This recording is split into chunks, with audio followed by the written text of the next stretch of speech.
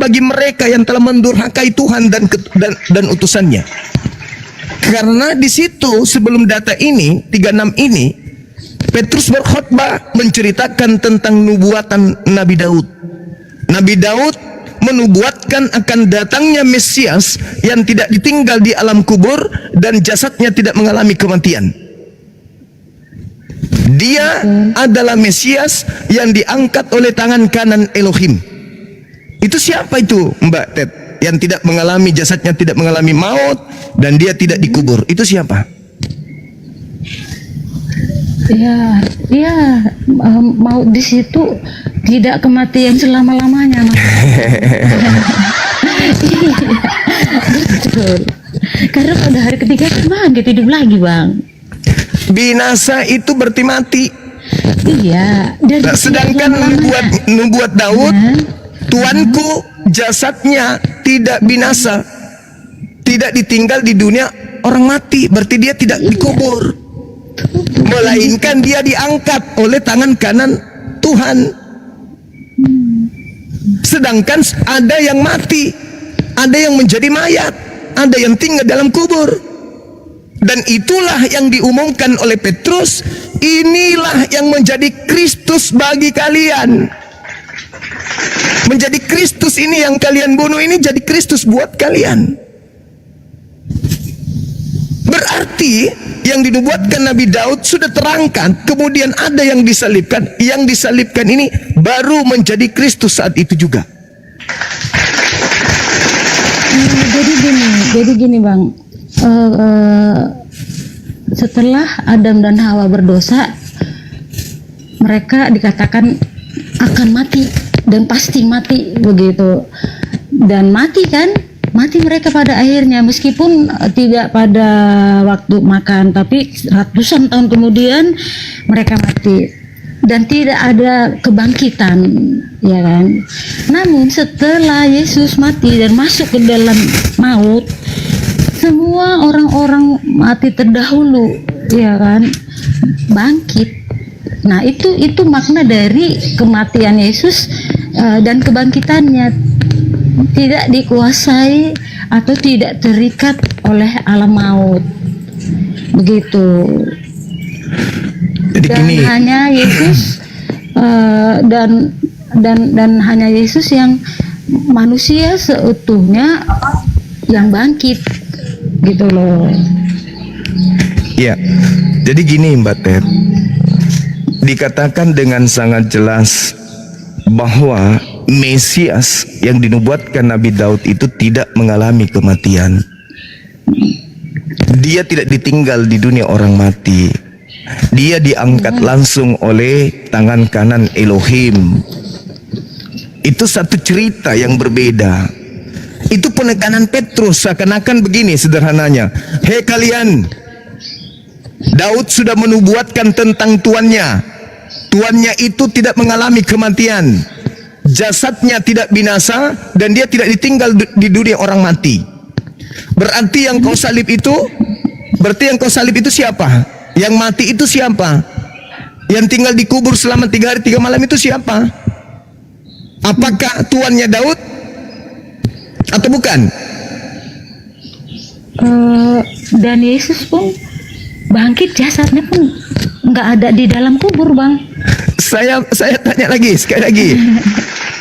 Daud menubuatkan Mesias yang dinaikkan oleh tangan kanan Elohim tidak mengalami maut.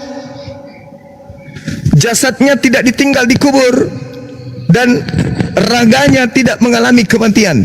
Pertanyaan saya, yang mati minum asam anggur, yang dikubur itu siapa? Yesus yang mana? Yesus Kristus anak Maria. Oh, gak bisa. Yesus Kristus anak Maria jasadnya tidak mengalami binasa. Enggak, Bang. Itu dalil. Tidak binasa, betul, tidak binasa dan tidak kalau mengalami. Tidak binasa, kalau tidak binasa berarti tidak mati. Itu kan sama seperti yang dikatakan oleh Yesus, rubuhkanlah bait Allah ini maka akan aku bangun dalam 3 hari. Itu mengatakan tentang kematiannya dan dia akan bangkit lagi kayak gitu. Dan Yesus pun memang Yesus berkata, kamu jangan takut, aku hidup dan aku akan hidup begitu. Ada ayat lain juga Bang yang mengatakan dia maut tidak berkuasa menahan dia di alam kubur. Ya, itu kan alasan yang muncul setelah ingin mendudukkan yang dikubur ini harus Yesus. Maka dicarilah data-data yang menguatkan. Tapi nubuatan Daudnya tentang kenaikan Mesias, dia tidak akan ditinggal di kubur dan jasadnya tidak mengalami kematian.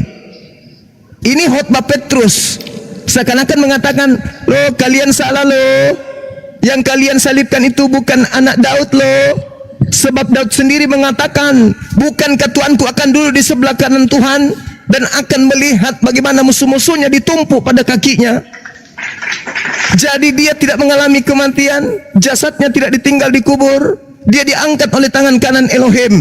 Seperti ketika dia dicobai, wahai Yesus, ya paman, jika engkau anak Tuhan, buang dirimu ke bawah, sebab Tuhan akan mengutus malaikatnya agar menatang engkau di tangannya, agar kakimu tidak terantuk kepada batu. Itu yang dijelaskan oleh Petrus. Tangan kanan Elohim akan turun mengambilmu dan mengangkatmu ke langit. Lalu siapa yang kalian salib ini? Sehingga Petrus mengatakan, Yesus yang kalian salibkan telah dijadikan menjadi Tuhan dan Kristus. Berarti baru dilantik menjadi Kristus. Yang kedua, Petrus dilarang menceritakan kalau gurunya itu adalah Kristus. Berarti yang dihotbahkan ini adalah oknum lain. Apa yang terjadi terhadap penyalib Yesus setelah itu? Mereka bertanya, lalu apa yang harus kami lakukan? Apa kata Petrus? Bertaubatlah dan selamatkanlah dirimu dari angkatan jahat ini.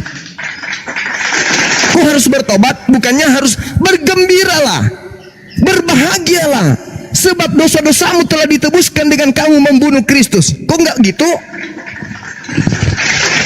Kok enggak begitu? Harusnya berbahagialah, senanglah kalian, bersukacitalah, karena yang kalian bunuh itu adalah Kristus yang telah menebus dosa-dosa kalian. Tapi apa katanya?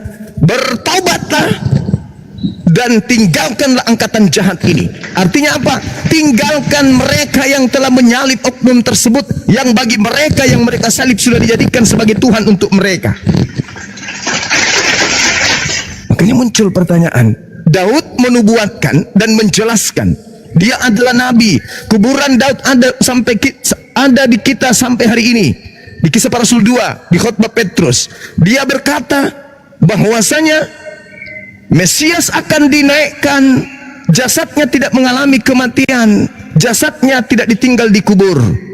Lalu yang tinggal di kubur dan mengalami kematian ini, Yohanes 19 nomor 30, lalu matilah dia hari Minggu pagi-pagi, Yohanes 20, Maria datang ke kubur dan tidak menemukan mayat Yesus.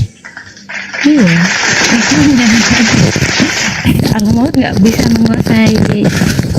Maut, dia tidak disentuh oleh maut. Yesus mati.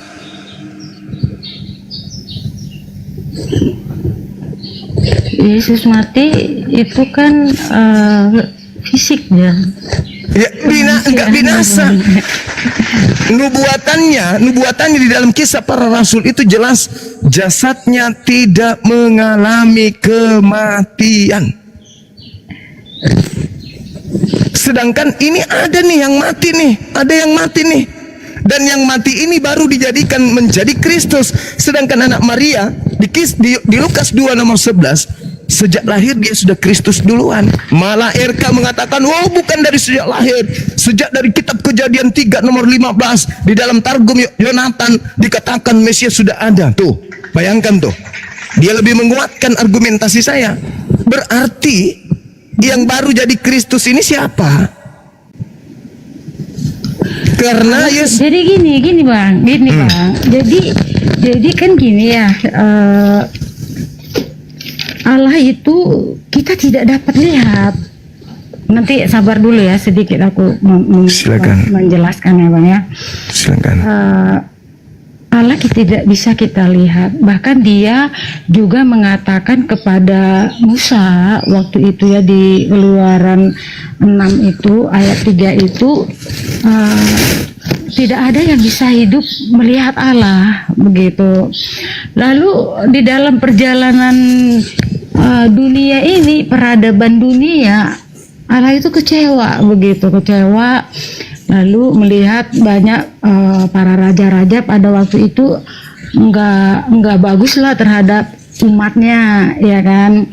Lalu dia berfirman kepada nabi, melalui nabi, untuk umatnya dia berfirman bahwa dia akan mengajar langsung, menggembalakan langsung umatku, begitu. Nah, dia di fase yang kedua, di fase yang pertama kita mengenal Tuhan yang menciptakan alam semesta ini. Di fase yang kedua, yaitu di dalam diri Yesus Kristus, dia adalah juru selamat untuk orang Israel dan bagi yang percaya, di Yohanes 3 ayat 16, ya kan. Lalu dia menyatakan dirinya, dan yang disalib itu adalah Yesus atau anak manusia, namun di dalam dirinya ada Bapa, ada Allah itu sendiri, kayak gitu konsepnya, Bang. Yesaya 63 nomor 9, bukan duta, bukan utusan.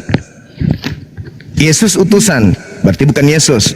Kisah Para Rasul 2 nomor 22. Orang Israel harus tahu yang kumaksudkan adalah Yesus orang Nazaret yang telah ditentukan oleh Tuhan untuk melakukan mujizat, tanda-tanda, kekuatan yang dilakukan oleh Tuhan melalui perantaraan Yesus.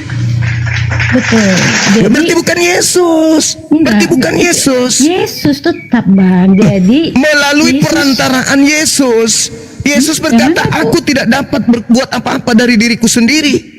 Apa yang aku kerjakan adalah apa yang diperintahkan oleh Bapa untuk aku kerjakan. Iya. Nah, terus yang Anda sampaikan tadi, Bapak harus turun, mana Bapak harus turun? Jadi bisa dikatakan Yesus itu adalah seperti sarana gitu loh, Bang, sarana. Ya, iya memang betul. Nabi Musa juga sarana. Ada Daud juga sarana. Abraham juga sarana. Tapi bukan Bapak itu sendiri. Jadi konsep Kristen beda.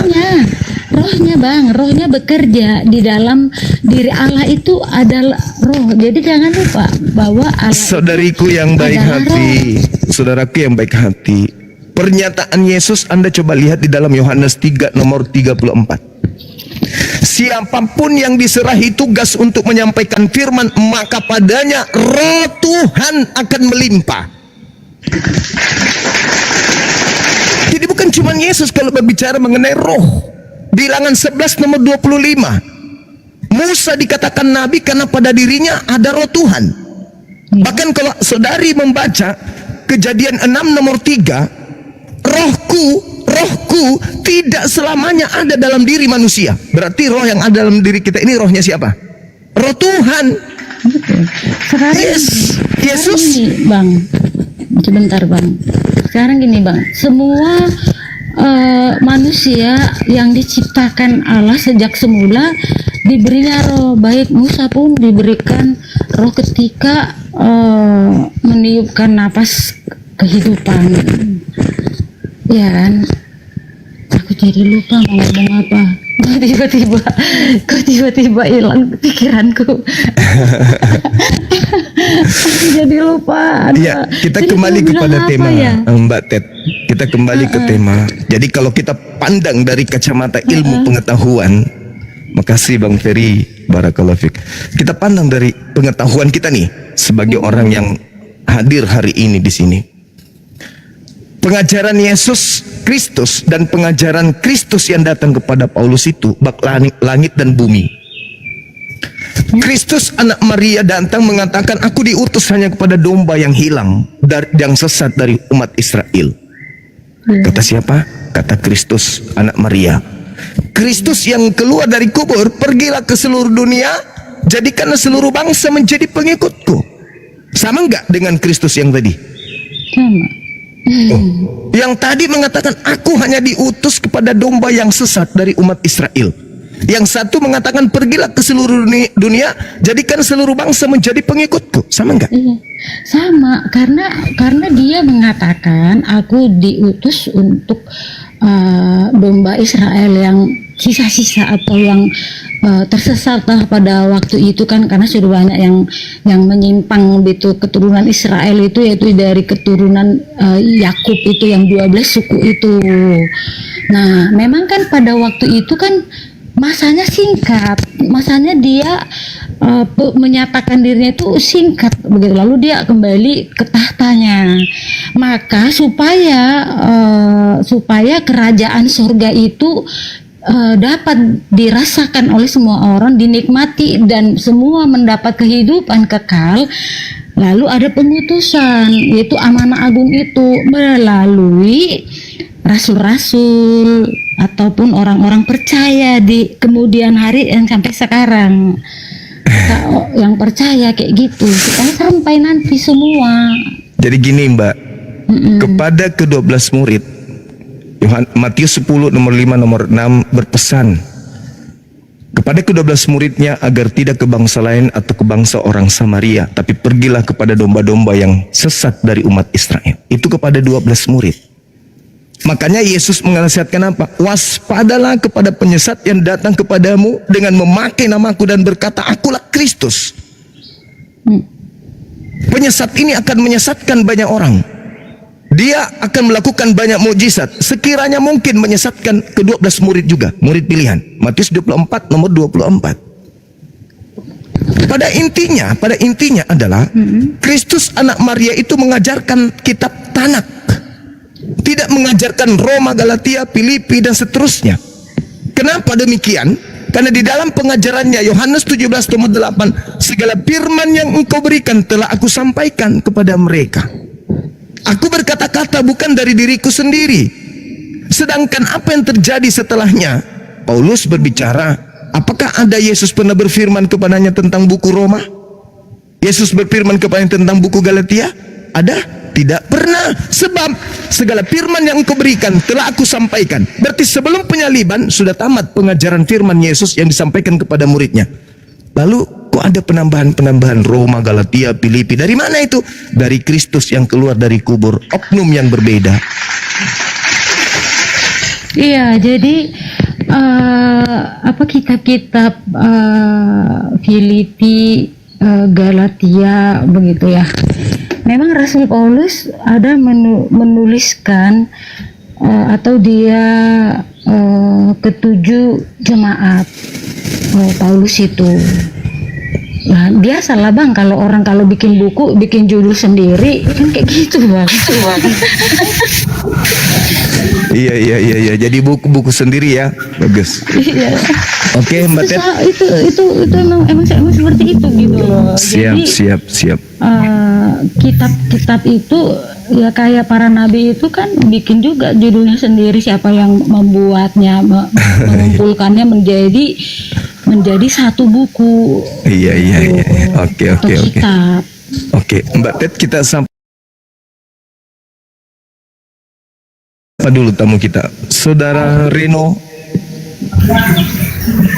monitor. Selamat pagi. Ya, pagi. Dari sekte mana? Katolik. Ya, Saudara nanya Bang. Darwin, jangan ribut dulu, Mas Darwin. Izin Bang. Bang. Iya, silakan. Iya. Jadi sesuai pesan Bang Juma. Iya. Setelah debat kemarin di Superboy, Iya. Untuk yang Kristen dibaca lagi Alkitabnya, dan saya sudah membaca Bang. Iya. Saya sedikit menemukan Kebenaran. Dilanjutkan, silakan. dari tadi malam ini sudah saya ingin pertanyakan nih Bang. Ya, Iya. tentang Yesaya 29 ayat 12 sampai 24 tuh Bang. Bisa dijelaskan Bang itu Bang, maksudnya apa itu? Bisa. Abraham, Nabi Musa, Daud, Salomo, Yesus, Paulus, Lukas, Markus, Matius, Petrus, tidak mengalami hal yang dinubuatkan di kitab tersebut. Lalu siapa yang mengalami itu? Ini harus tergenapi, nggak bisa tidak. Kalau Anda percaya bahwa Yesaya 29 itu adalah firman Tuhan, maka orang cerdas akan berpikir tuh, harus menelan pil pahit ini. Katanya firman Tuhan, berarti Anda harus kemudian menjelaskan dan menguraikan kepada dunia, ini loh kebenaran yang tertera di dalam kitab kami. Kebenarannya adalah ketika Paulus didatangi seorang Roh Kudus, disuruh membaca, dia mengatakan, aku tak sanggup membaca. Apakah itu terjadi? Tidak bang, dia jenius bang orangnya bang. Jenius. Dia bukan orang yang buta huruf kan? Sedangkan nubuatnya adalah ketika kitab termaterai itu diberikan kepadanya, disuruh baca, apa katanya? Saya tidak bisa membaca. Siapa yang memenuhi itu? Nabiku Nabi Muhammad tidak mengerti bahasa Ibrani, tidak paham Aramaik, bahasa Suryani, bahasa Yunani. Nabiku adalah orang yang ummi, buta tentang kitab-kitab terdahulu. Dia hidup di padang gurun, dia hidup di zaman jahiliyah, seorang diri, tanpa ayah, tanpa ibu. Tak ada orang tuanya yang pernah mendidiknya. Ayahnya meninggal sebelum dia lahir. Ibunya usia 5 tahun, beliau sudah meninggal. Siapa yang mengajarkan dia tentang hal-hal tersebut? Tidak ada. Ikra. Saya tidak bisa membaca. Ikra. Nggak bisa membaca. Ikra. Saya tidak bisa membaca. Loh, kok sama seperti yang dinubuatkan itu? Kok sama? Atau jangan-jangan dari pihak Kristen yang membuat settingan ini? Al-Quran dulu datang, habis itu dia ceritakan, oh Nabi Muhammad tidak bisa membaca, kita buat yuk di kitab kita supaya cocok dengan Nabi Muhammad. Kan tidak bung. Kitab Yesaya itu 600 tahun sebelum Masehi sudah tertulis. Nabiku abad ke-7, 1300 tahun sudah tertoreh nubuatan itu, baru datang baginda Rasulullah Muhammad SAW. 1300 tahun bukan waktu yang singkat. Apabila kitab termaterai itu diberikan kepada seorang yang mampu membaca, dia mengatakan tidak bisa membaca. Yang tidak bisa membaca pun sama, aku tidak bisa membaca. Dan ingat di dalam Ulangan 18 apa katanya? Aku akan membangkitkan seorang nabi yang sama seperti Nabi Musa. Oke, Anda menolak, bukan Nabi Muhammad, silakan saja, silakan. Tapi Ulangan 34 nomor 10 apa katanya? Aku tidak akan membangkitkan seorang nabi dari Bani Israel yang sama seperti Musa. Lalu yang dinubuatkan di dalam Ulangan itu nabi dari mana? Nabi yang sama seperti Musa. Aku akan menaruh firmanku di mulutnya. Aku akan menaruh firmanku di mulutnya. Nabi Muhammad tidak ada ucapan yang berasal dari dirinya sendiri. Semua dari Allah. Aku taruh firmanku di mulutnya. Oke, bukan nabiku. Silakan Anda tolak. Wah, atau Anda pandaian itu Bang Suma. Oke, bukan nabiku. Lalu siapa bang? Yang sama seperti Nabi Musa, yang ditaruh kemudian di mulutnya firman Tuhan. Ulangan 18 nomor 18. Lalu siapa itu? Lukas. Theophilus yang mulia, aku menuliskan, aku menyusun berita-berita sesuai dengan hasil penyelidikan akan peristiwa-peristiwa yang terjadi di antara kita. Bukan firman Tuhan. Paulus, dari Rasul Paulus yang diangkat menjadi Rasul oleh Yesus, aku mengatakan kepadamu, bukan dari mulut Tuhan. Matius, Yohanes, bukan dari mulut Tuhan. Nabi Muhammad, Iqra. Habis itu besok membahas tentang sholat. Belum selesai sholat, bahas lagi tentang zakat. Belum tentang zakat, bahas lagi harta warisan. Belum selesai, bahas lagi tentang anak yatim piatu. Kok nggak nyambung? Karena yang dia terima apa yang datang dari langit. Kalau yang datang BB, yang datang ZZ, kok nggak tersusun? Karena memang bukan karangan.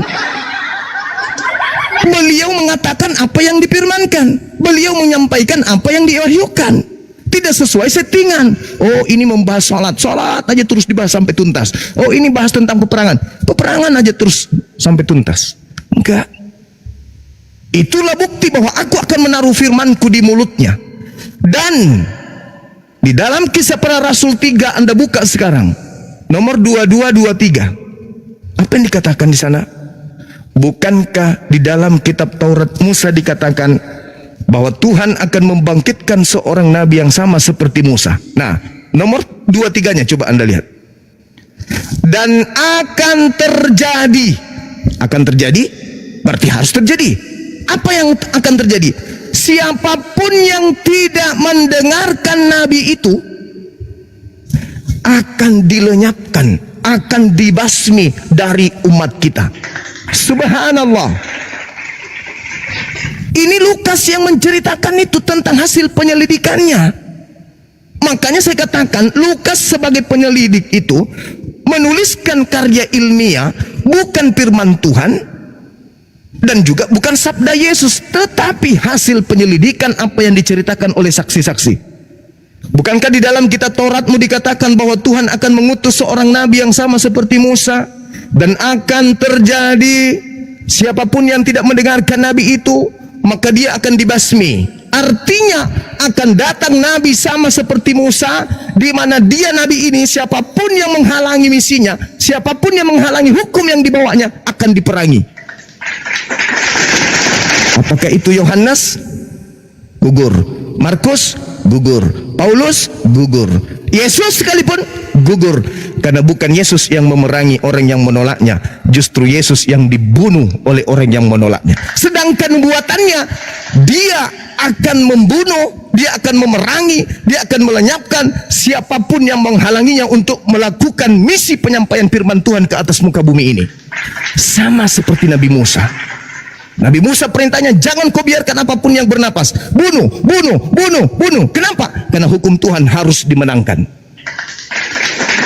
Coba Anda buka sekali lagi Ulangan 33 nomor 2. Terbit pada Musa di Sinai, terbit pada Nabi Isa di Sion, kemudian terbit di Paran. Siapa terbit di Paran? Nabi Muhammad. Dia akan membawa pasukan orang suci, orang kudus, orang yang bersunat. Berapa banyak? 10.000. Untuk apa? Untuk menegakkan tangan kanannya membawa hukum Tuhan. Api yang menyala-nyala. Api sebagai hukum Tuhan ini akan dibawa untuk menghanguskan semua hukum-hukum jahiliyah yang ada di depannya. Api tonggak hukum. Ulangan 33 nomor 2. Sekarang siapa yang berasal dari Faran membawa pasukan 10.000 orang-orang bersunat untuk menghancurkan musuh di depan? Itu siapa? Yesus mustahil. Daud mustahil. Salomo mustahil. Markus mustahil. Apalagi Paulus. Lalu siapa? Baginda Rasulullah Muhammad sallallahu alaihi wasallam dalam kitab Sirah Nabawiyah, ketika dia menaklukkan kota Mekah, dari Madinah dia membawa 10.000 pasukan orang bersunat. Lumpuh Mekah, dikenal dengan sejarah Fathul Mekah. Jadi yang menggenapi kitab-kitab tersebut tentang ini siapa? Itu dulu. Kembali kepada pertanyaan saudara Redung. Apabila kitab itu diberikan, maka orang itu akan berkata, aku tidak bisa membaca. Ayo, kira-kira siapa oknum ini? Saya nggak mau mengatakan nabiku Nabi Muhammad, tapi silakan Anda cari. Mungkin nanti 2000 tahun lagi akan datang Nabi. Kalau Anda menolak Nabi Muhammad, silakan Anda cari Nabi yang lain. Ingat di penghujung ayat-ayat itu, saudara Reno, dia menggantikan Tuhan dengan yang bukan Tuhan. Apakah mungkin tukang periuk menjadi periuk? Apakah mungkin Tuhan menjadi ciptaan? Itu yang disinggung pada data-data berikutnya. Coba Anda baca. Ada kan? Iya bang, ada bang. Subhanallah. Sekarang pertanyaan saya, siapa yang mengatakan dalam konsep agamanya bahwasanya tukang periuk menjadi periuk? Islam atau Kristen? Nah itu saya tidak berani jawab bang. Pencipta langit dan bumi turun menjadi ciptaan, pembuat periuk menjadi periuk. Inilah yang kita bahas. Ada dua Kristus. Kristus yang mengajarkan dirinya, ini Rasulullah. Yohanes 17 nomor 3, Yohanes 5 nomor 36. Hidup kekal itu adalah mereka mengenal engkau satu-satunya, la ilaha illa huwa, la ilaha illa anta, wa ana Rasulullah. Yohanes 17 nomor 3. Hidup kekal itu adalah mereka mengenal engkau satu-satunya Tuhan, dan mengenal kamu sebagai apa? Mengenal aku sebagai Rasulullah. Ini iman Islam. Kata Yesus, Yohanes 17, hidup kekal itu adalah titik dua. Mengenal engkau satu-satunya Tuhan. Mengenal aku sebagai Rasul Tuhan. Lebih dari kodrat Rasul Tuhan, Anda jatuh jauh dari hidup kekal. Ada yang menambahkan tuh, oh salah Yesus, kamu itu bukan hanya Rasul, tapi kamu juga adalah Tuhan. Sudah tidak mendapatkan hidup kekal orang kayak begitu. Karena Yesus memberikan resep. Hidup kekal itu adalah mengenal aku sebagai Rasul. Selesai. Titik. Jangan ditambah. Siapa yang menambah tidak dapat hidup kekal. Kristen ketika dikatakan hidup kekal itu adalah mereka mengenal engkau satu-satunya. Kristen mengatakan apa? Oh no. Bukan satu-satunya, tapi Yesus juga. Roh Kudus juga. Maksud lo? Roh Kudus dan Yesus juga adalah satu kesatuan dengan yang satu itu. Wow, keren. Padahal Yesus mengatakan, dan mengenal Yesus Kristus yang engkau utus. Berarti Yesus hanya dikenal sebagai utusan. Itu imannya Islam. Wa isqala Isa bin Maryam, ya bani Israel, inni rasulullahi ilaikum. Iman kami tuh mengenal Yesus Kristus ini sebagai utusan Tuhan untuk Bani Israel. Itu iman kami. Hidup kekal dong umat Islam. Yes. Makanya dikatakan dalam Al-Quran surah Al-Mu'minun ayat 1, kad aflahal mu'minun. Beruntunglah orang-orang Islam itu yang mukmin. Jelas itu Dinda. Jadi kalau bertanya siapa yang menggenapi itu, bagi saya itu bukan PR.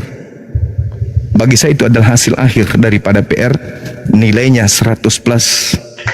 Sekarang bagi Anda nih, siapa yang menerima kitab termaterai? Kenapa dikatakan kitab termaterai? Kenapa? Mau bukti? Saya ambil Al-Quran. Sorry ya. Assalamualaikum.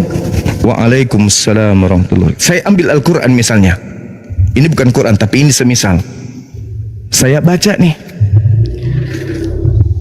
A'udzu billahi minasyaitonir rajim. Bismillahirrahmanirrahim. Innamal mu'minuna alladzina idza dzukirallahu wajilat qulubuhum wa idza tuliyat 'alaihim ayatuhu zadatuhum imana wa 'ala rabbihim yatawakkalun. Termaterai. Semua orang mendengarkan. Anda paham maksudnya? Anda ngerti isinya? Tidak. Kecuali mereka yang mendalami kitab itu baru paham. Orang semua bisa mendengarkan. Umat Islam semuanya bisa melisankan.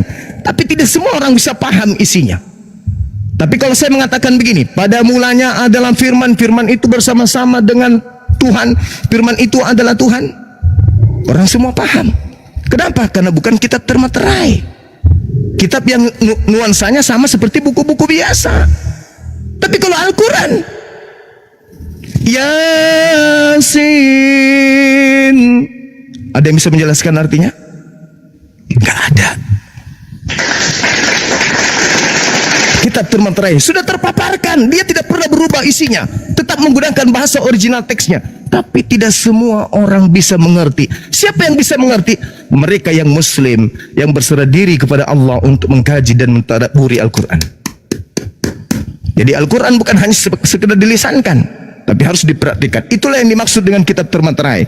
Tidak semua orang tahu, tidak semua orang bisa paham, kecuali mereka yang menggunakan akal. Al-Quran bisa dipahami seseorang hanya karena akal. Kalau cuma menatap membaca tidak akan pernah bisa. Itulah yang dimaksud kitab termaterai. Kenapa Al-Quran itu turun ayat pertama Iqra? Apa makna Iqra? Baca. Baca. Pencapaian yang bisa dicapai oleh manusia di atas muka bumi ini, apakah karena duit? Karena tahta? Karena harta? Karena wanita? Karena pangkat? No. Yang dimaksud Iqra adalah senjata ampuh untuk melumpuhkan alam semesta. Bisa orang menciptakan pesawat tanpa Iqra? Bisa orang menciptakan listrik tanpa Iqra? Bisa orang menciptakan segalanya tanpa? Tidak bisa. Setinggi-tingginya title yang dimiliki oleh manusia, konsep awalnya adalah Iqra, Iqra, Iqra, Iqra. Baca. Bacalah dengan nama Tuhanmu yang menciptakan. Baca dengan mata, baca dengan perasaan, baca dengan kulitmu, baca dengan situasi, baca dengan kondisi. Baca, baca, baca. Apa perintah Tuhan? Kita diutus ke bumi untuk apa? Itu menjadi pemimpin. Tanpa baca bisa nggak? Nggak bisa. Maka mujizat yang kita butuhkan zaman sekarang ini adalah mujizat yang mampu melumpuhkan alam semesta. Apa itu? Membangkitkan orang mati? No. Belah lautan? No. Tapi apa? Ilmu. Di mana itu? Al-Quranul Karim. Iqra bismi rabbikal ladzi khalaq. Jadi untuk melumpuhkan alam semesta, yang dibutuhkan manusia bukan mujizat sihir. Oh, membangkitkan orang mati, ente leheng ente, bukan. Tetapi yang dibutuhkan untuk melumpuhkan lautan, melumpuhkan udara, melumpuhkan daratan adalah Iqra bismi rabbikal ladzi khalaq. Maka Al-Quran syarat dengan ilmu sains dan teknologi. Karena itu yang kita butuhkan, bukan yang lain. Sekira begitu, Saudara Reno. Salam kenal ya. Bersyukur saya Anda mendengarkan nasihat saya untuk membaca Bible, mendalami Bible dengan seksama. Karena di Bible itu ada kebenaran, kata Quran. Kata Quran, di kitab-kitab terdahulu itu ada kebenaran, di kitab-kitab terdahulu itu ada cahaya. Tapi Al-Quran juga mengatakan, lima talbisunal haqqa bil batil. Kenapa kau mencampur adukkan antara kebenaran dan kesalahan, kebatilan? Seperti itu, saudara. Jadi semakin hari Al-Quran semakin bercahaya, semakin hari Bible jatuh, tak berdaya. Semakin manusia menemukan titik kesempurnaannya sebagai makhluk, semakin Bible ditinggal oleh kesempurnaan manusia. Al-Quran, Bible penuh cahaya Quran, Bible turun penuh dengan kegelapan. Tak ada yang bisa dijadikan sebagai sandaran. Orang boleh bangga, Barat menemukan ini, ilmuwan menemukan ini, tapi apakah itu ada unsur dari Bible? No. Orang bisa menjadi cerdas karena meninggalkan Bible. Orang bisa menjadi bodoh karena meninggalkan Quran. Tidak ada orang cerdas karena mendalami Bible. Tidak ada. Justru orang Barat yang melakukan temuan-temuan karena mereka tidak fanatik terhadap Bible. Karena kapan mereka fanatik terhadap Bible? Bible bertentangan dengan ilmu pengetahuan. Contoh, halaman pertama Anda buka di Bible, bagaimana mungkin ada siang dan malam, matahari belum tercipta? Inilah unsur yang harus dipahami oleh generasi-generasi muda Indonesia, apapun agamanya, bahwa sebagai manusia kita dituntut kemudian untuk menggunakan akal, kembali kepada fitrah, yaitu akal. Sekira begitu, Saudara Reno Saputra. Dan Anda lihat perdiskusian semalam, saya dinyatakan kalah karena saya mengakui Yesus Kristus adalah anak Maria. Oke, sebenarnya itu kekalahan untuk RK. Kenapa? Dengan saya mengakui bahwa Yesus Kristus adalah anak Maria, telah menggugurkan Tuhan Kristen, bahwa Tuhan Kristen itu adalah bukan manusia. Kalau Tuhan Kristen bukan manusia, berarti Tuhan Kristen bukan anak Maria. Siapa yang kalah di sini? Saya atau RK? Seia sekata kita mengatakan bahwa anak Maria adalah Kristus. Tepuk tangan untuk itu.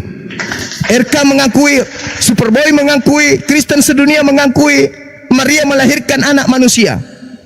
Saya ingin tanya kepada komunitas Kristen, apakah kalian menyembah manusia? Tidak. Kami tidak menyembah manusia. Terima kasih. Berarti Anda tidak menyembah anak Maria. Lalu Kristus yang mana yang Anda sembah ini?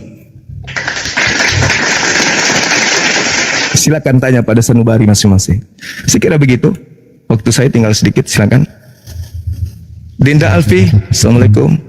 Waalaikumsalam warahmatullahi wabarakatuh. Ya, gimana saudara Reno? Iya, saya rasa cukup bang penjelasannya bang. Ya, sekali lagi saya katakan, pelajari lagi Bible. Di Bible itu ada kebenaran di dalam. Tapi pendekatan yang harus Anda pakai ini, kecerdasan intelektual. Kita manusia ini yang membedakan antara kita dengan hewan itu apa? Kita memiliki kecerdasan. Hewan tidak memiliki kecerdasan. Yang kedua, kelebihan kita memiliki kehendak bebas, free will. Kita bebas. Memilih agama bebas, memilih makanan bebas, memilih pakaian bebas. Hewan, bisakah mereka memilih makanan? Bisakah mereka memilih, kami nggak mau tidur di sini, kami nggak mau makan rumput lagi, besok kami mau makan keju? Bisa? Nggak bisa. Yang ketiga, kita manusia diuji. Pertama, memiliki kecerdasan. Kedua, manusia itu memiliki kehendak bebas. Ketiga, kita diuji. Ujian inilah yang menentukan kemudian kita beriman dengan benar ataupun tidak. Kecerdasan bisa mati karena kita salah memilih. Salah memilih bisa tercipta karena ujian. Orang kadang beriman, tapi karena ujian jatuh. Manusia diuji. Adakah kambing diuji? Adakah sapi diuji? Adakah binatang diuji? No. Yang diuji kita. Maka kalian sedang diuji. Wahai saudara-saudaraku Kristen, kalian sedang diuji. Diuji apa? Diperlihatkan Bible kepada Anda untuk diuji kepada Anda sebagai ujian. Apakah Anda ingin mengikutinya atau tidak? Apakah Anda ingin memiliki kemudian kecerdasan intelektual sebagai manusia atau tidak? Atau jangan-jangan yang berkata dalam Al-Quran, ulaika hum syarrul bariyah. Mereka yang tidak menggunakan akal adalah seburuk-buruknya makhluk. Anjing, seanjing-anjingnya anjing, tak ada anjing yang menyembah anjing. Sebabi-babinya babi, tak ada babi menyembah babi. Tapi ada manusia yang konon pintar, cerdas, kok bisa-bisanya menyembah manusia? Ya iya kalau manusia katanya. Tapi kalau bukan manusia gimana dong? Kalau bukan manusia, lalu siapa yang mereka sembah? Kepadaku telah diberi kuasa. Catat, kepadaku telah diberi kuasa. Ini siapa ini? Kalau Tuhan diberi kuasa, mustahil kecerdasan. Unsur pertama kecerdasan. Kepadaku telah diberi kuasa. Ini siapa diberi kuasa ini? Siapa yang memberinya kuasa dan siapa dia yang diberi kuasa? Tuhan kah dia? Kok Tuhan diberi kuasa? Kok Tuhan diberi kuasa? Berarti yang kalian sembah adalah makhluk Tuhan yang diberi kuasa. Itulah yang Petrus khotbahkan. Yesus yang kalian salibkan itu telah dijadikan menjadi Tuhan dan Kristus. Oh my God. Bang Bukan. Reno Saputra tuh apa bang? Religiusnya bang, pahamnya. Iya, silakan saudara Reno. Iya, Reno apa? Pahamnya apa? Penganut apa? Itu aja sih bang yang mau tanyakan bang. Iya, maksudnya ditanya dari agama mana Agama maksudnya apa Mbak Ted? kamu, Reno? Oh, Kristen Katolik. Oh Katolik. iya, Kristen. Jadi sekaligus menanggapi apa yang Bang Juma sampaikan mengenai Iqra ya. Iqra itu artinya membaca. Membaca kita Reno bukan hanya membaca kitab suci saja Reno. Nah, kalau kita membaca ingin mendapatkan atau mengetahui apa yang sedang kita baca, bukan begitu Bang Juma? Ada kajian, ada analisa, Iya, betul. ada kesimpulan, ada keputusan, lalu ada tindakan. Iya, Dan betul. yang kita baca bukan hanya Alkitab, ya. Reno 2 Timotius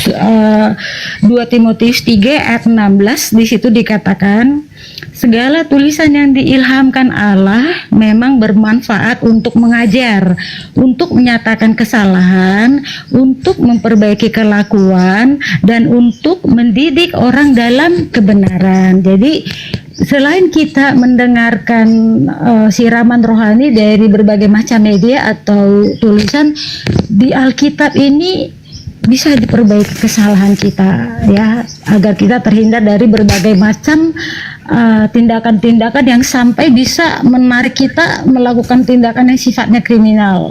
Nah, itu akan bisa pudar ketika kita sudah paham tentang apa kebenaran itu, apa yang dikehendaki Tuhan. Jadi apa yang disampaikan Bang Juma, Ikra, ya kita harus bisa baca alam. Orang di pantai bisa baca alam. Dengan bunyi burung atau angin atau daun berguguran, pasti mereka bisa mengatakan, oh ini mau pasang naik, mau pasang surut. Atau ketika di lembah gunung, ada gunung Merapi, ada asap, ini oh ini akan gunung meletus. Atau siapa yang dihadapkan kita bisa baca. Oke. Ya, gitu Baik, ya. Batet. Maaf ya Bang Juma. Iya, ya. iya, nggak apa-apa, nggak apa-apa. Tapi Renu juga harus tahu, harus pandai membaca mana dari penyesat, mana dari utusan Tuhan, gitu ya. Jangan asal baca juga, harus baca, karena kalau yang bersumber dari penyesat dibaca lantas dipercaya, berarti sesat dong jadinya. Karena yang namanya penyesat itu pasti punya ilmu untuk menyesatkan, tidak mungkin. Aku ingin menyesatkan kamu, nggak mungkin. Dia adalah orang cerdas, dia adalah orang pintar yang mau menyesatkan. Kalau dia salah awalnya, maka seluruhnya akan salah. Saya kira begitu. RK nggak ada di bawah minta permintaan. Silakan naik, saudara RK. Silakan, ada RK. Atau mau kita jambak aja, tadi dia tapping di bawah bang. Oh sudah, dinaikkan apa apa. Mungkin Mbak Ted barangkali mau rehat, atau saudara Rino. Kita naikkan RK dulu di sini. Iya, oke Bang. Iya, makasih Mbak Ted. Sehat selalu ya. Iya. Oke, makasih. Dinaikkan, dijambak aja, suruh naik. Tappingnya tenggelam. Bang RK di ini lagi bang RK. Naik dulu bang. Silakan saudara RK naik ke sini. Yang adalah anak kemarin sore, kata dia, apa dibilangnya? Mengalahkan Bang Suma. Ya, silakan naik yuk. Mana RK? Naik lagi RK. Tappingnya tenggelam sama komen netizen Iya, semua. typing lagi dong. Tapping lagi RK. Dia nggak request soalnya. Saya hanya ingin bertanya satu pertanyaan saja sama RK. Ketika saya dan Anda sepakat Kristus adalah anak Maria, apakah di situ Anda tidak merasa kalah? Harusnya Anda sudah kalah di situ. Kenapa? Karena yang kamu sembah itu bukan anak manusia. Maria manusia, melahirkan anak manusia. Ketika kita sepakat, yang membuat saya kalah aturan, karena saya menyetujui Anda, sebenarnya itu adalah kekalahan bagi Anda. Dan itu adalah aib bagi orang Kristen. Kenapa? Karena ternyata yang kalian sembah adalah manusia, anak Maria. Itu aib. Ayo. Jadi menang atau kalah itu artinya tuh. Anda menang di Superboy, tapi secara akidah, secara keyakinan, secara kepercayaan, hancur sudah. Karena Anda sudah mengakui bahwa Kristus itu anak manusia. Berarti dengan kata lain, 2000 tahun Kristen tertipu mengira menyembah Tuhan, padahal dia menyembah anak manusia. Sekarang siapa yang kalah? Siapa yang menang?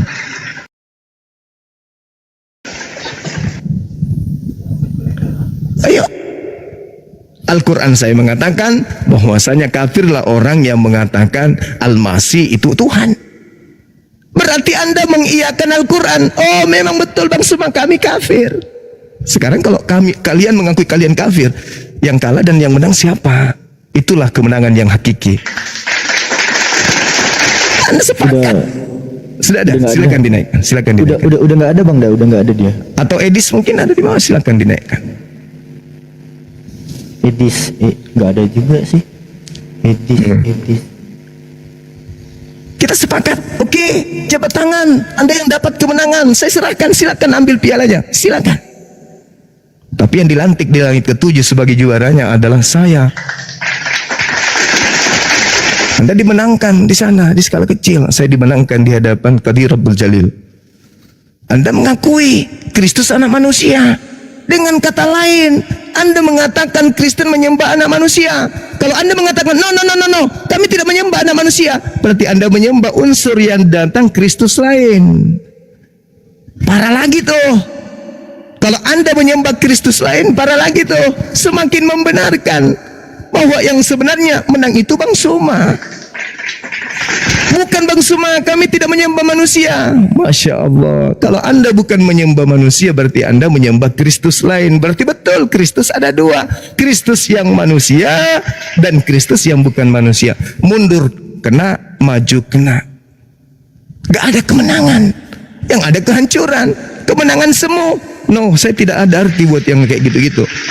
Silakan Anda dimenangkan, tidak apa-apa. Tapi yang kita ukur di sini bukan dari menang tidaknya atas kesepakatan itu, tetapi kemenangannya saya mampu membuktikan melalui lisan saudara RK bahwa Kristen menyembah Kristus yang lain, atau Kristen menyembah manusia, atau Kristen menyembah anak orang, atau Kristen menyembah makhluk Tuhan, atau Kristen menyembah makhluk yang keluar dari kubur yang baru dikasih status sebagai Kristus. Mau kemana perginya? Kemenangannya dari mana coba? Anda nantang saya, mari kita bahas ini di Superboy. Sampai di sana apa yang Anda bahas? Nabi Musa, Nabi Muhammad, Taurat, Nabi Musa, Injil, Nabi Isa. Anda mempermalukan Kristen. Wajarlah kalau pendeta nelpon ke Ustadz Kainama, suruh berhenti itu, bikin malu, bubar gereja nanti dibuatnya. Akhirnya dimenangkan. Tapi nggak apa-apa. Itu anggap saja hiburan. Saya bersedekah untuk kalian berhappy-happy, untuk bersenang. Tapi tidak untuk mereka yang berakal. Orang-orang Kristen yang berakal sehat pasti akan guncang. Orang-orang Kristen yang memiliki tingkat intelektual tinggi pasti akan gemetar. Pasti akan kalang kabut. Pasti akan terharu, bersedih, panik. Ada apa ini? Apa yang disampaikan Bang Suma itu betul? Ada apa ini? Ada apa ini? Mereka akan penasaran dan mereka akan mencari Bang Suma. Mereka akan mencari, membuka YouTube Bang Suma, mencari narasi-narasi Bang Suma. Ingat, apa yang Anda lakukan justru akan mengguncang, justru telah mengguncang gereja. Mengguncang gereja. Itu pasti itu. Karena Anda tidak bisa membantah adanya dua Kristus di dalam tubuh kekristenan. Anda justru lari ke bahasan Nabi Muhammad, bahasan Taurat, bahasan Injil. Membuktikan Anda sudah tak berdaya. Anda akui, bahkan Anda mengatakan apa? Aku tidak bisa mirroring. Ayo, dengan kata itu, dengan kalimat itu, Anda mengatakan, saya tidak bisa membantah kebenaran dari Bang Suma. Selamat RK. Silakan Anda merayakan kemenangan semu. Itu adalah kemenangan hiburan. Hiburan seperti gunung es. Anda disimpan di atas dengan tahta di atas gunung es. Anda nggak tahu kalau di bawah sudah bertaburan, hancur lebur di bawah. Orang sudah pada berpikir untuk meninggalkan Kristen. Tinggal Anda sendiri nanti bertahta di atas kursi rotan yang tua. Saya kira begitu.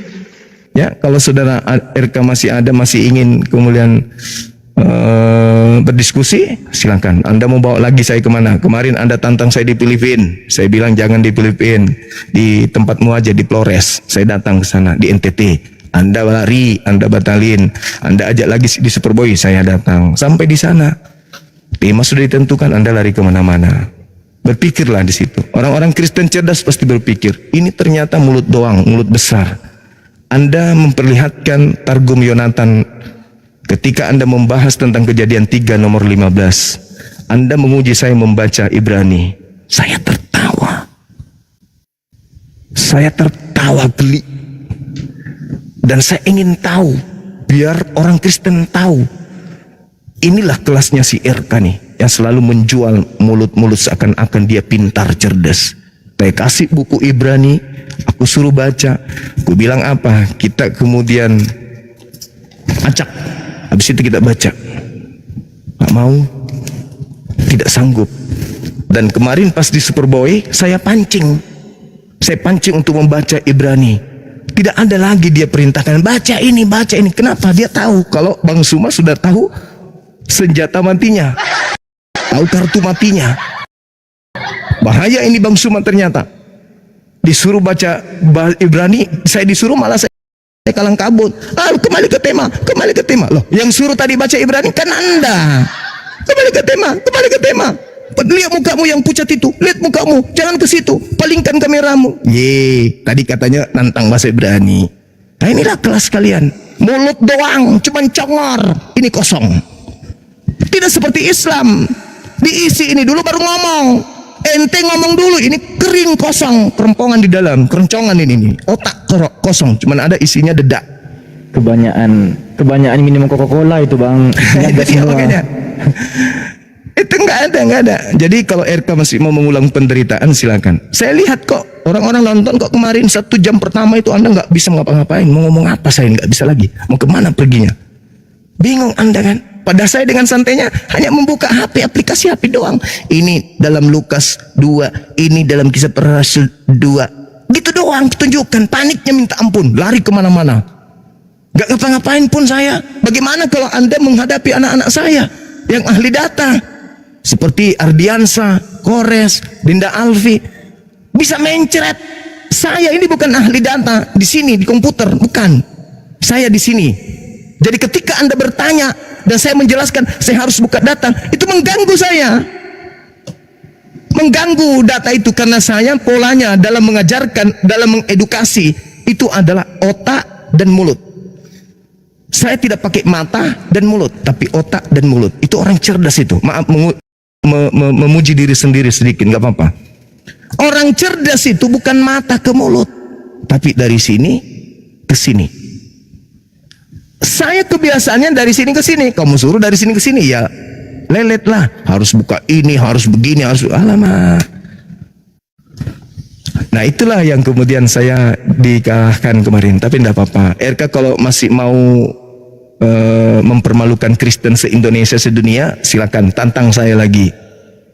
Silakan. Kalau Anda masih mau malu lagi, jadi Anda sudah kalah, habis itu dibungkus dengan topeng kepalsuan. Wah, mau Anda dimenangkan. Tepuk tangan sedunia. Orang Kristen yang melihat itu mengatakan, "Nih kau gigimu, nih kau hidungmu." Orang Kristen bilang gitu dalam hati. Apa menang? Gak ada kemenangannya itu. Kita sudah lihat bagaimana si Suma-Suma ini mempermalukan dia di situ, cuman mulutnya aja. Ini gini. Nih kamu RK. Orang Kristen pun mengatakan itu. Menang dari mana? Bang Suma sudah bertanya dan dia menjawab. Segiliran dia ditanya tentang Kristus yang keluar yang dihotbahkan Petrus itu siapa, larinya ke Taurat, Injil. Jadi orang Kristen pun menggerutu, orang Kristen pun benci, jengkel. Ternyata anak ini cuma mulut doang. Itu yang terjadi. Informasi itu datang dari teman-temanku yang Kristen. Bang Suma, hebat kamu bang. Kristen loh. Loh kok bisa kayak gitu? Saya kan kalah. Enggak. Dia itu cuma congor, mulut besar. Saya jadi Kristen aja malu. Kan dia nantang Bang Suma bahas itu. Iya tuh, sampai di sana kok nggak bahas itu, malah bahas yang lain. Tidak ada bantahan. Siapa yang keluar dari kubur yang dilantik menjadi Kristus, dan siapa yang tidak mati, tidak mengalami kematian, siapa yang tidak binasa, siapa yang tidak ditinggal di dunia, di kubur. Tidak dijawab bang. Saya nyimak dari pertama bang, nggak dijawab. Bukan cuma satu orang Kristen yang hubungi saya. Ada berapa itu? 3. Belum lagi yang ngechat. Banyak. Belum lagi yang saya nonton sendiri di komal-komal Kristen, panas membahas itu. Jadi sebenarnya RK ini mempermalukan orang Kristen, ya. Yang pada intinya saya serukan kepada anak-anak saya, bahas terus Kristus itu minimal 2, sesuai dengan pesanan Yesus. Sebab Kristus palsu. Ada kan? Dan Kristus palsunya datang ke murid Yesus tahun angkatan pertama. Yang datang kepada murid pertama, angkatan pertama, abad pertama, yang mengatakan, aku bertemu dengan gurumu di padang gurun loh. Itu siapa?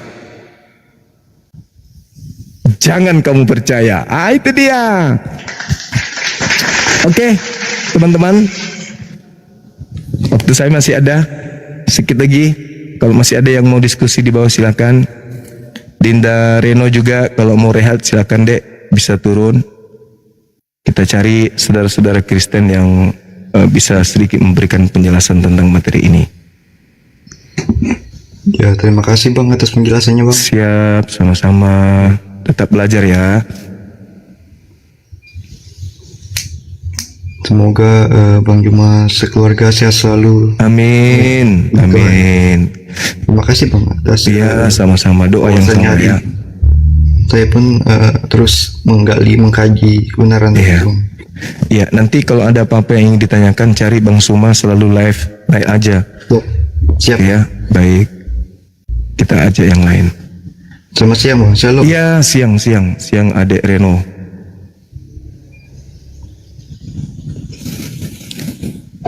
Dinda Alpi masih ada kah? Hadir paman. Masya Allah.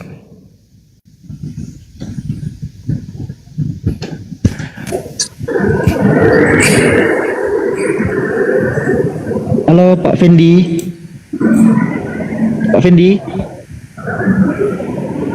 Halo Pak Fendi. Selamat siang Pak. Pak Fendi panggilan kedua. Pak Fendi panggilan ketiga.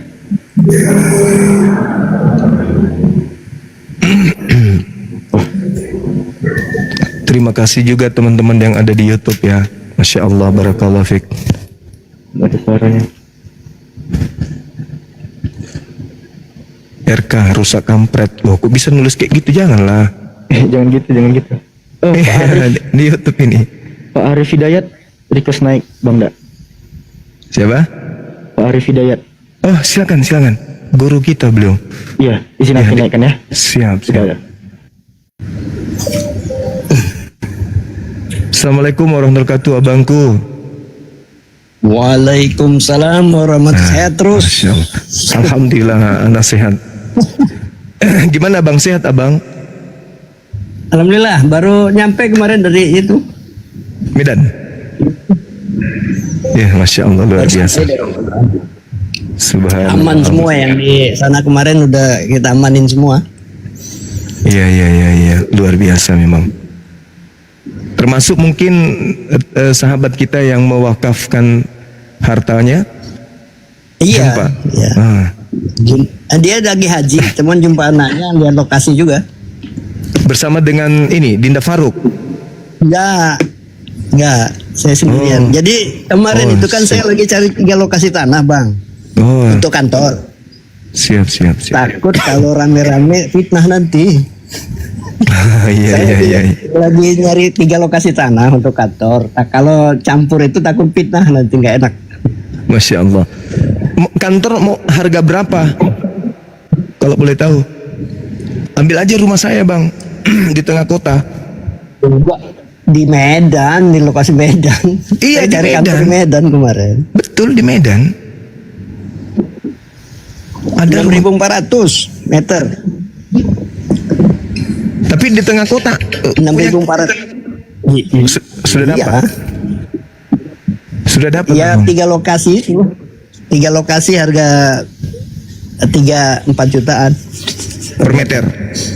Punyaku aja diambil. Serius. Di daerah mana?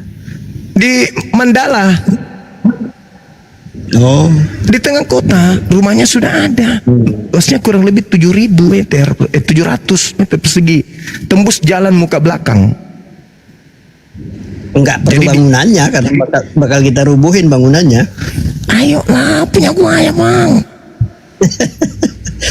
Serius. Sertifikatnya ada. Nggak pakai perantara. Langsung bisa masuk. Enggak, itu ada di PT saya itu 3 lokasi di Jamin Ginting, di Jalan Pramboya sama Menteng. Enggak kontak sebelumnya kemarin. Lama. Tapi kalau misalnya nanti, ya itu kan abang kan kantor tuh. Kalau Ya. misalnya abang tiba-tiba berubah pikiran, punya kita dalam kota Medan.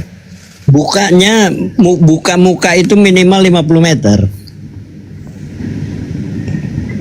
Iya, kalau punya saya tuh bang, di belakangnya jalan raya, di depannya juga jalan raya, jadi tembus 2 jalan besar, muka belakang. Itu mahal kali. Ya, kita lihat juga ini. 4 juta per meter itu mahal kali. Punyaku aja ambil. Ya nanti nih 3 ini cocok nggak pimpinan? Kalau pimpinan Nah. cocok, salah satunya nggak cocok cari lagi nanti. Ya, info-info aja bang ya, mana tahu kita jodohkan ya. Ya, ya. Abang saya mau jual lahannya, bapaknya Sadli. Ya, ya, ya. Beliau mau hijrah ke Makassar, jadi aset beliau salah satunya jual yang itu. Iya, iya, iya. Yang penting abangku sehat, masya Allah. Amin, amin, amin, amin. Amin. Saya jumpa Bang Faruk malam aja di tempat bersahadat itu. Masya Allah. Kemudian saya timbang-timbang pikir kalau saya ngelihat itu bakal rame di fitnah nanti nih, kira saya cari lokasi lain lagi. Iya betul.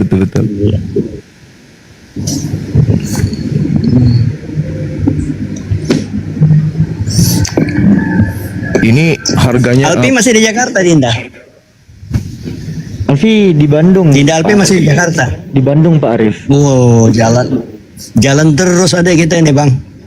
Iya betul. Jadi Berjalan, itu Pak dia, Arif. jadi gembala dia. Iya. Jadi gembala dia, keliling-keliling dia. Banyak kali misionaris Pak Arif, harus ditalang mereka semua. Iya betul.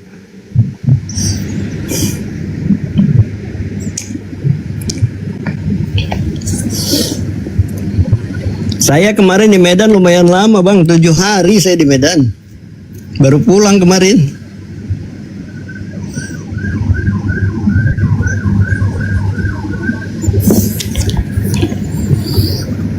Iya. Sepekan berarti ya. Abangku sepekan berarti di sana. Iya, sepekan. Jaringan Pak Arif hilang itu merah. Iya. Jaringan, Bang Arif. jaringan. Bang Arif. Bang. Suara saya kedengaran, Ya, Bang. Bang. Sampaikan Yuk. ke pimpinan, Bang. Abang Siap, belinya siap. luasnya berapa? 650. Iya kan? 6.400. 6.000 6.400. meter persegi. Ya. Luas sekali ya. Luas sekali berarti. Minimal buka depan itu harus 50 meter. Oh, kalau Untuk pintu masuk utama kan. punya kami cuman 900 meter, hampir 1.000. Kupikir tadi 6,5. Oh, iya, 610. Nggak masuk. Nggak Nggak masuk masuk. berarti. Gak apa-apa. Bukan rezeki berarti. Belum. Belum lagi. Atau kirim ke saya yang udah jual itu. Siapa tahu ada teman-teman saya yang mau. Iya kesana. betul bang. Kita jualnya murah, 900 meter itu muka belakang kita hanya lepas 2,5 aja, tanpa perantara, langsung dari Bang Suma ke pembeli. 2,5. Dan itu kelas 1 kan di Medan. Jalan Mandala itu kan kelas 1.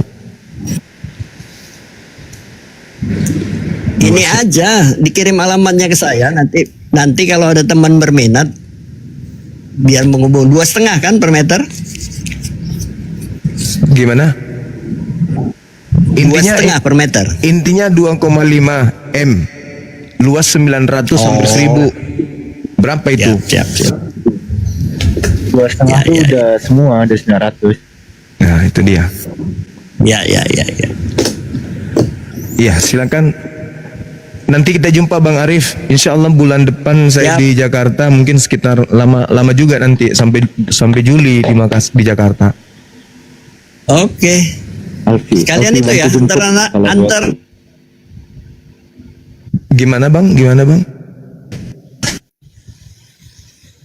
Oh, jaringannya Bang kita ini. bilang lagi.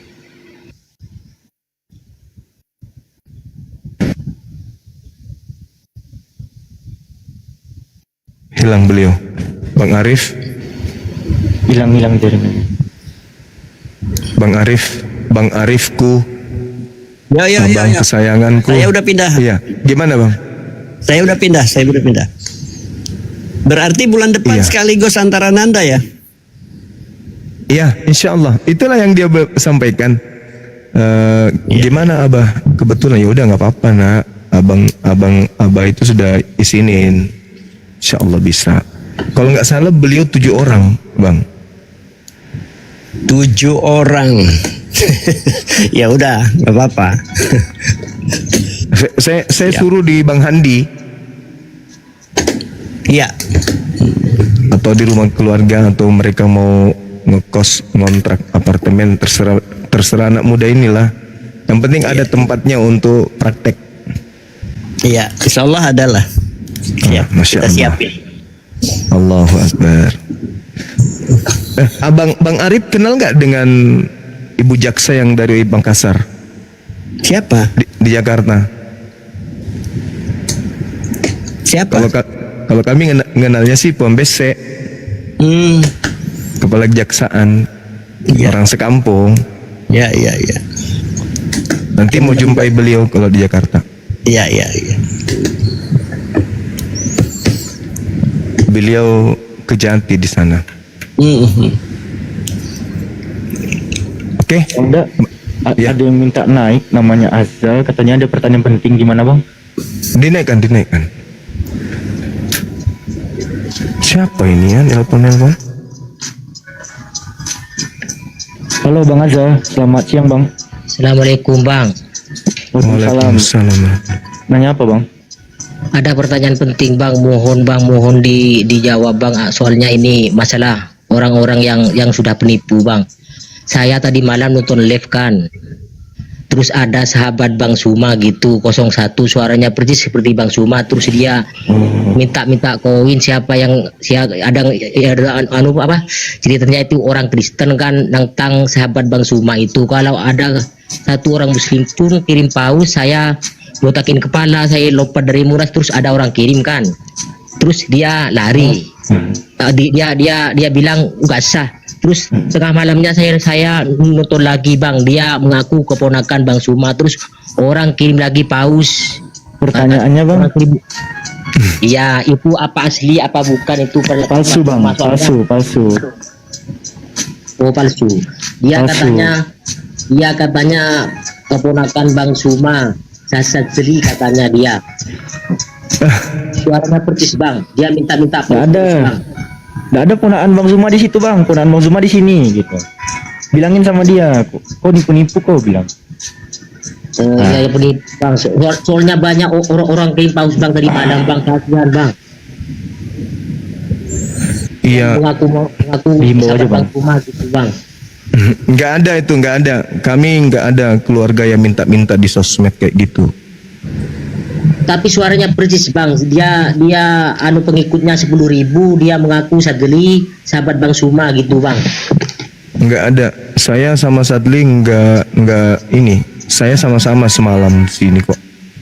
Oh iya, saya heran bang.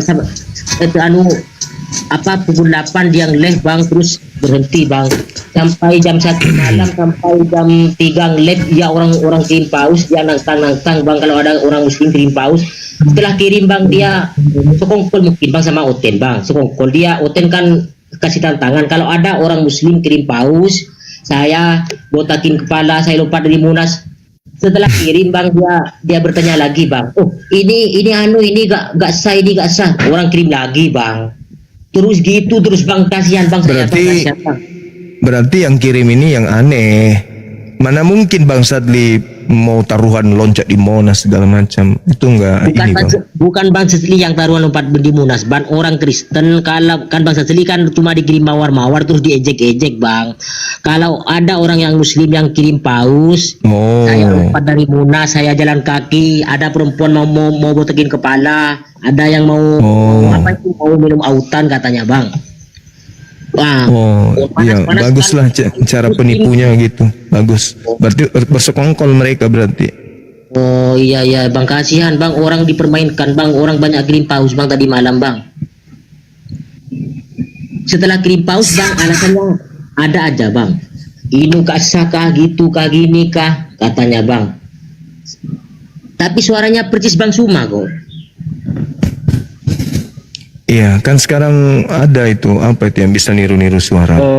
Ini teman-teman sekalian, kita nggak bisa pungkiri ya bahwa teknologi AI sekarang itu sangat bisa dimanfaatkan oleh orang lain. Jangankan hanya suara gitu ya, bahkan satu kerat foto aja bisa dijadikan orang sebagai video yang bergerak gitu.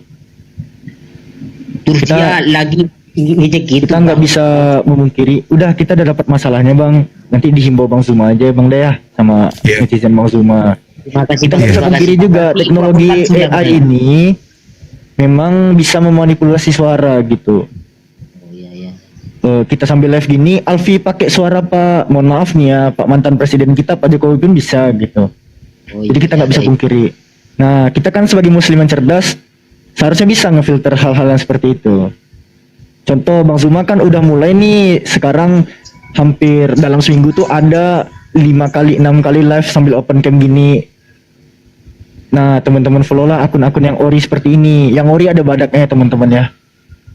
Nah, silakan Bang Iya. Zuma, dihimbau aja Bang Zuma. Iya, Ya, teman-teman ya. sekalian, kalau menemukan akun yang bernuansa sifatnya apa istilahnya itu ya, minta koin atau butuh koin, yakin dan percaya itu bukan saya, itu bukan tim saya, itu bukan Sadli, semirip apapun suaranya. Ya, semirip apapun suaranya, itu bukan saya itu yang kayak gitu-gitu. Karena saya fokusnya itu dialog, fokusnya itu berdebat dengan saudara kita Kristen. Lain daripada itu bukan, jangan dipercaya. Begitu ya, saudara Azaki, maafkan ya kalau teman-teman merasa itu adalah saya atau Sadli, ya maafkan, itu kesalahan informasi, itu bukan kami. Ada juga yang ngechat, nge-DM mengatasnamakan Bang Zuma, itu banyak yang mengirimkan, Bang ini abang, enggak, aku bukan itu. Seperti itu ya teman-teman sekalian. Ya betul, cirinya Soalnya itu dia manas-manasin Bang. Orang muslim miskin nggak bisa kirim paus, orang muslim miskin nggak bisa kirim paus, itu orang muslim panas Bang. Orang miskin muslim nggak bisa kirim paus gitu Bang. Intinya gini, Azaki, itu modus, itu udah modus penipuan asli itu. Jadi sebaiknya udah nggak usah nonton, nggak usah masuk. Orang muslim yang cerdas tuh nggak usah masuk di situ. Gitu. Oke, terima kasih Bang, terima kasih. ada yang Bang Zuma barangkali mau Gurunda mau zuhuran kali? iya Bang, makanya saya mau pamit. Kita mau ke Siap, gunung siap. soalnya. Siap.